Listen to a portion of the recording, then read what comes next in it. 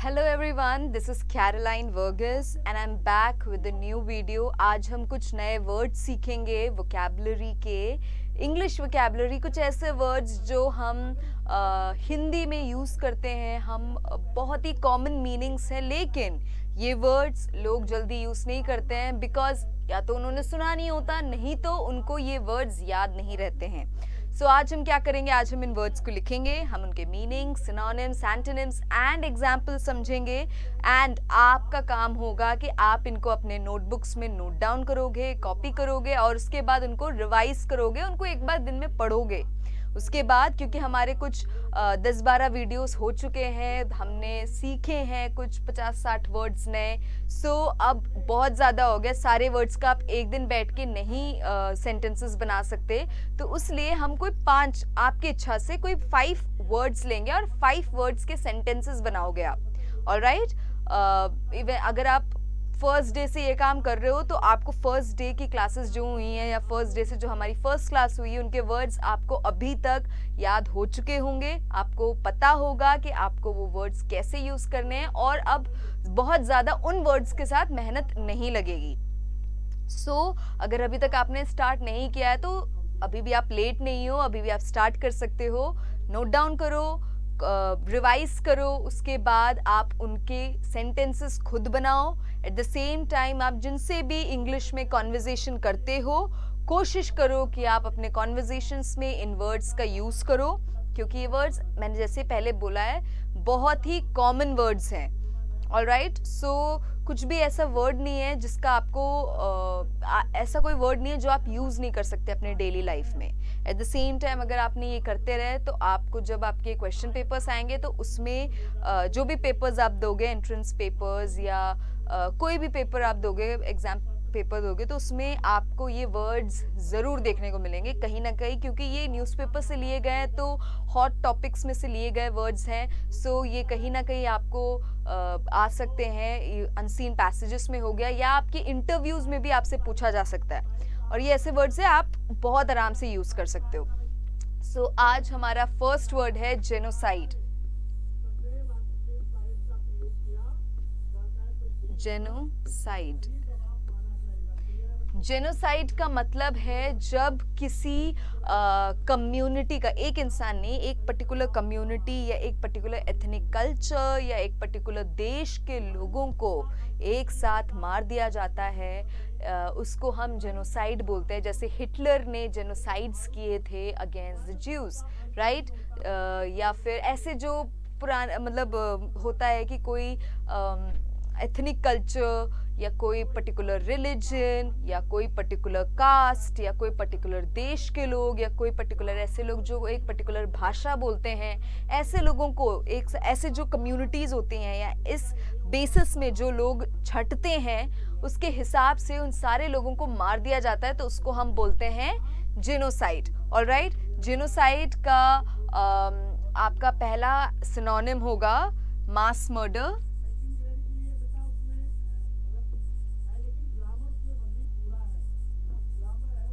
Mass murder. Next है आपका massacre, massacre, alright, massacre. और आपका थर्ड है एक्सटर्मिनेशन।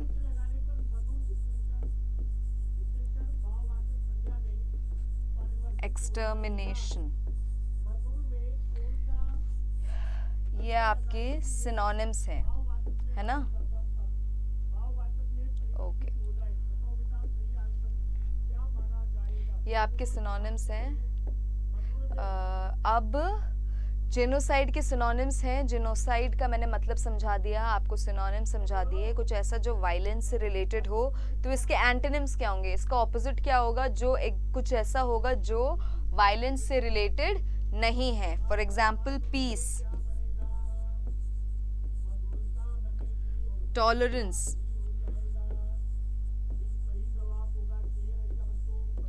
एमिटी। ओके, ये आपके एंटोनिम्स हैं, है ना। तो इसमें मास मर्डर बहुत ही कॉमन सा मतलब है। मास का मतलब है कई सारे लोग, है ना। मास का मतलब है ढेर सारे लोग। मर्डर हम सबको पता है। मैसेकर, अगेन इसमें भी वर्ड मैसेकर आता है। जैसे हम ये वर्ड यूज करते हैं, आपने सुना होगा जालियनवाला बाग मैसेकर, जो जालियनवाला बाग में हुआ था, वो भी एक मैसेकर है, वो भी एक काइंड ऑफ जिनोसाइड है। ऑलराइट, उसके अलावा एक्सटर्मिनेशन एक नया वर्ड है। ये तीनों ही नए वर्ड्स हैं और आपको इनको कॉपी में लिखना चाहिए। एमिटी हमने इससे पहले सीखा है, कई बार सिनोनिम्स एंटोनिम्स में एमिटी आई है। एमिटी, फ्रेंडशिप, ओहो, FRIEND,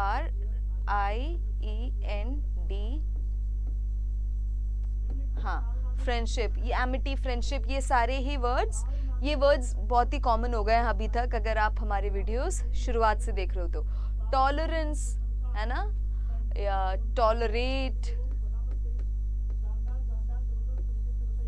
ये वर्ड भी काफी कॉमन है लेकिन जल्दी लोग यूज नहीं करते हैं। पीस तो बहुत ही कॉमन है। सो जेनोसाइड का मतलब है जो कोई कम्युनिटी किसी भी तरीके से छांट के लोगों को, एक पर्टिकुलर कम्युनिटी को जब मारा जाता है साथ में, तो उसको हम जेनोसाइड बोलते हैं।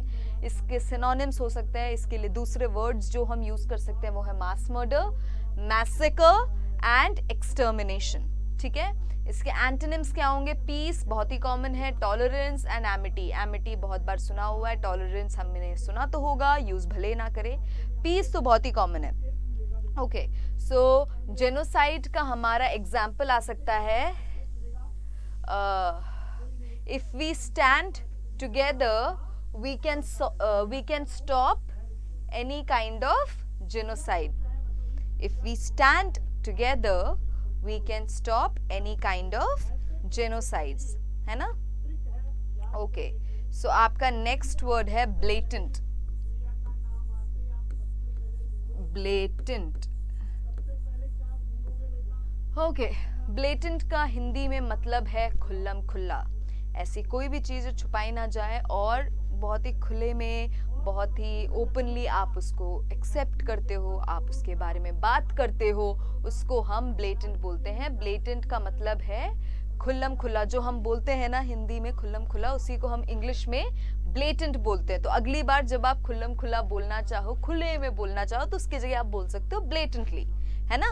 ओके, सो इसके आपके सिनोनिम्स होंगे obvious, flagrant and glaring. Obvious,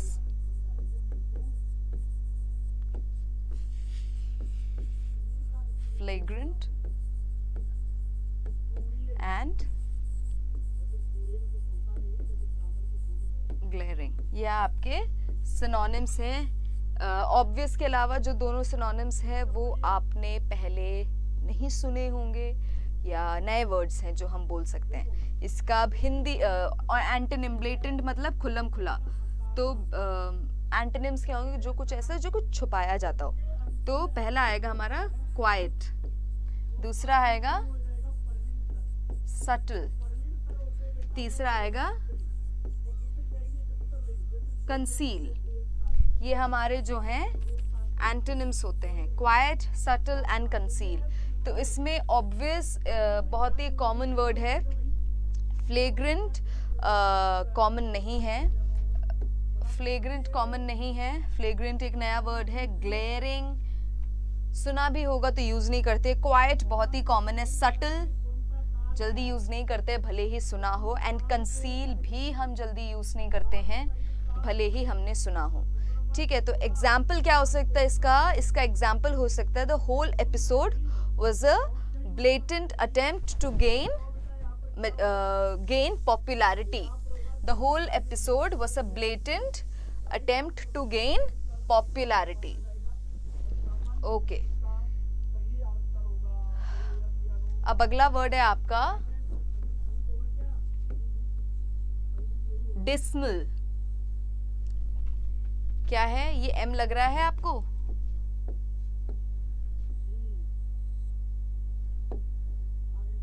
dismal, हाँ जी, डिसमल। तो डिसमल का मतलब है जो हम हिंदी में बोलते हैं निराशाजनक, उसको हम इंग्लिश में डिसमल बोलते हैं। वो the result was her result was dismal, मतलब उसका जो रिजल्ट था वो बहुत ही निराशाजनक था, है ना। निराशाजनक को हम हिंदी में, इंग्लिश में डिसमल बोलते हैं। तो इसका सिनोनिम क्या हो सकता है? Gloomy, dreary, cheerless, gloomy, dreary, cheerless, है ना। इसमें gloomy हमने इससे पहले भी सीखा है, gloomy, and dreary is another word जो हम नया सीख रहे हैं। cheerless, cheer का just opposite है cheerless, so ये आपके synonyms है।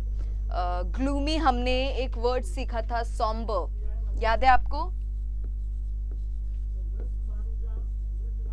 somber, इसका भी सिनोनिम हमने ग्लूमी सीखा था, राइट। सो इसका मतलब क्या था? इसका मतलब था सैड या सीरियस। सॉम्बर का मतलब था सैड या सीरियस। सॉम्बर का हमने सिनोनिम दिया था ग्लूमी, राइट। सो ये एक वर्ड है। ऐसे आप रिलेट कर सकते हो। अगर आप जब पढ़ना शुरू करोगे तो आप रिलेट खुद करने लगोगे, क्योंकि हम बहुत ही कॉमन वर्ड्स अभी सीख रहे हैं, अभी कुछ बहुत ही टिपिकल नहीं सीख रहे हैं। तो आपको ऐसे वर्ड्स अगेन एंड अगेन आपको रिपीटिशन में दिखेंगे, आपको या तो सिनोनिम्स में दिखेंगे या तो मतलब एंटोनिम्स में दिखेंगे। वर्ड्स ऐसे दिखेंगे जो बहुत रेपिटिशन में आएंगे, है ना।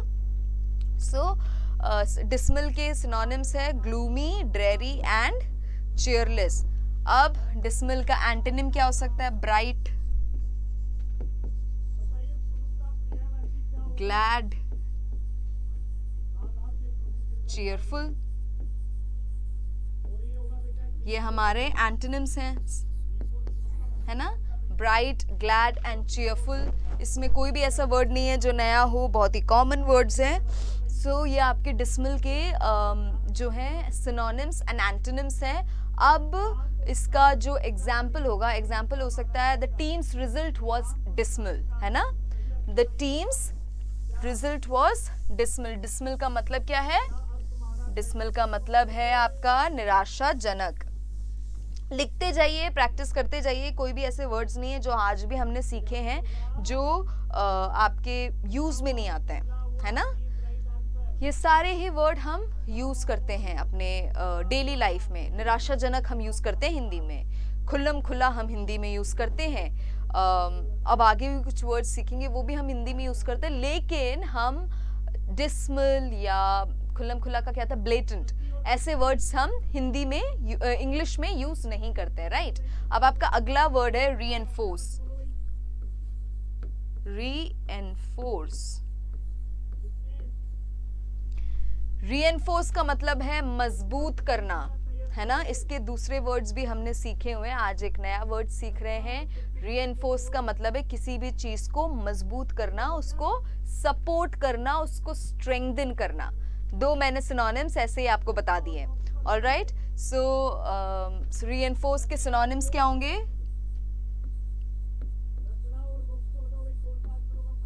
Strengthen, support and fortify. ये आपके सिनोनिम्स हैं रीएनफोर्स के, जिसमें से फोर्टिफाई एक नया वर्ड है, राइट। अब इसके एंटोनिम्स क्या आएंगे? एंटोनिम्स आ सकते हैं वीकन, बहुत ही कॉमन है, डिमिनिश,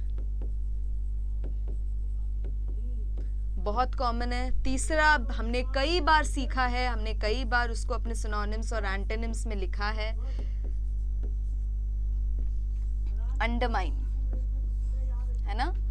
ये आपके कॉमन वर्ड्स हैं। तो स्ट्रेंथन, सपोर्ट एंड फोर्टिफाई आपके सिनोनिम्स हैं। आपके एंटोनिम्स है वीकन, डिमिनिश एंड अंडरमाइन। अब इसका एग्जाम्पल क्या हो सकता है? एग्जाम्पल हो सकता है we must reinforce those arguments. We must reinforce those arguments. Arguments,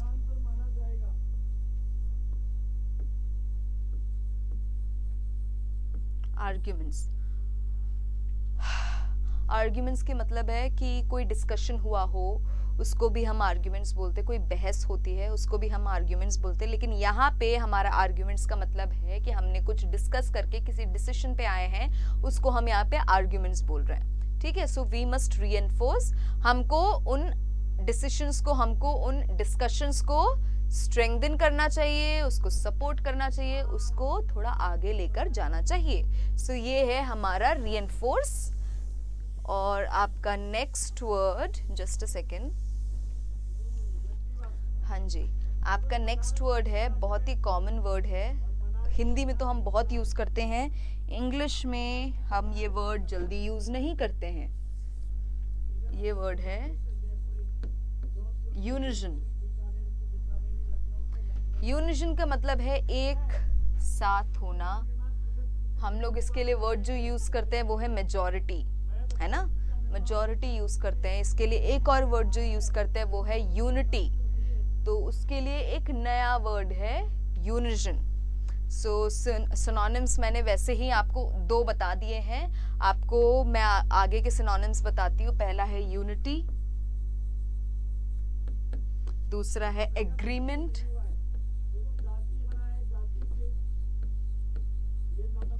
तीसरा है हार्मनी।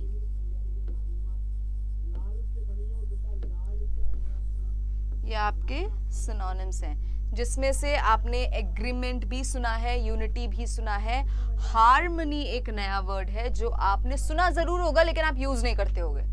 बहुत ही कॉमन वर्ड्स हैं ये। ऑलराइट, अब इसके एंटोनिम्स क्या हो सकते हैं? एंटोनिम्स कोई बता सकता है? एंटोनिम्स क्या, कोई सोचे जरा, एंटोनिम्स क्या हो सकते हैं? इसी में से कुछ निकल सकते हैं, इसमें से 2 निकलते हैं, डिसहार्मनी,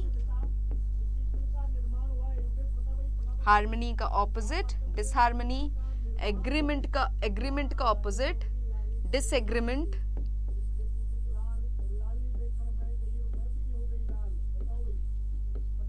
अब तीसरा एंटोनिम हम दे सकते हैं क्लैश।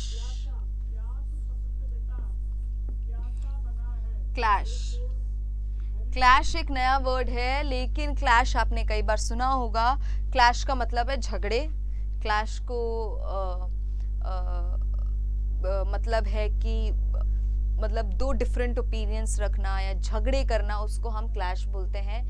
इस नाम से कई गेम्स भी हैं, बहुत ही कॉमन वर्ड है, लेकिन हम उनको गेम के थ्रू जानते हैं, ऐसे जानते हैं, हम उनको अपने इंग्लिश में यूज नहीं कर सकते। फॉर एग्जाम्पल, क्लैश को आप कैसे यूज कर सकते हो? There was a clash between the 2 managers, या there was a clash between the 2 managers, मतलब वहां पे कुछ डिसएग्रीमेंट था, वहां पे कुछ झगड़ा हुआ था दोनों मैनेजर्स के बीच में। अब यूनिजन का हम जो बना सकते हैं एग्जाम्पल, वो होगा आपका क्या बना सकते हैं एग्जाम्पल हम बना सकते हैं, both my parents were in unison to send me to the college. Both my parents were in unison to send me to college, है ना। या थोड़ा सा और छोटा सा अगर आपको एग्जाम्पल चाहिए हो तो, they clapped in unison for Sarita. They clapped in unison. Clapped. Clap, लेकिन clapped. Clap and clapped. थोड़ा सा, हाँ.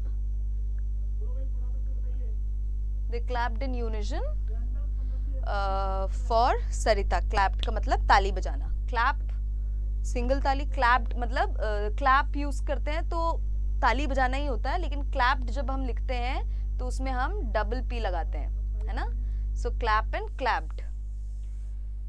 सो ये आज के आपके वर्ड्स थे, और एक बार हम इसको फिर से रिवाइज कर लेते हैं। पहला वर्ड जो हमने सीखा था वो था जेनोसाइड। दूसरा वर्ड हमने जो सीखा था वो था आपका ब्लेटेंट, खुल्लम खुल्ला। तीसरा वर्ड था हमारा डिसमल, जिसका मतलब था हमारा निराशाजनक। चौथा वर्ड था हमारा रीएनफोर्स।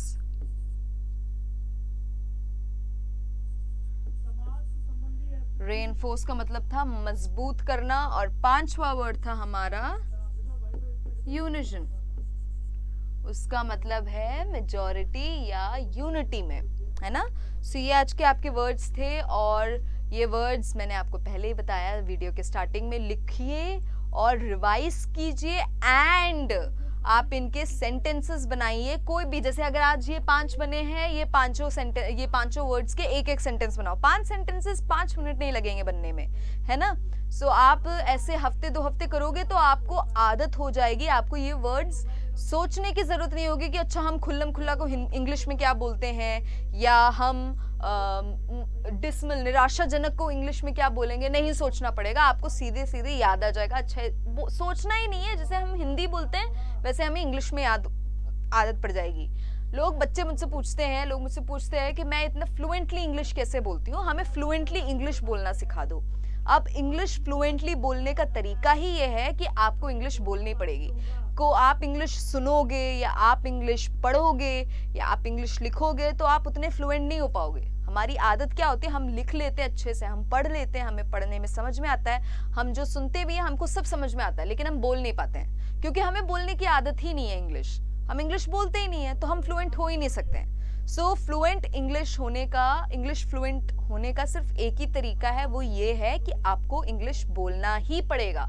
आप गलत बोलो सही बोलो वो बाद की बात, आपको इंग्लिश बोलना ही है। इंग्लिश बोलना शुरू करो और महीने भर के अंदर आप खुद में डिफरेंस देखोगे, आप खुद नोटिस करोगे कि आप में बहुत ज़्यादा डिफरेंस है। अगले वीडियो के साथ I will come very soon. Thank you so much, keep studying.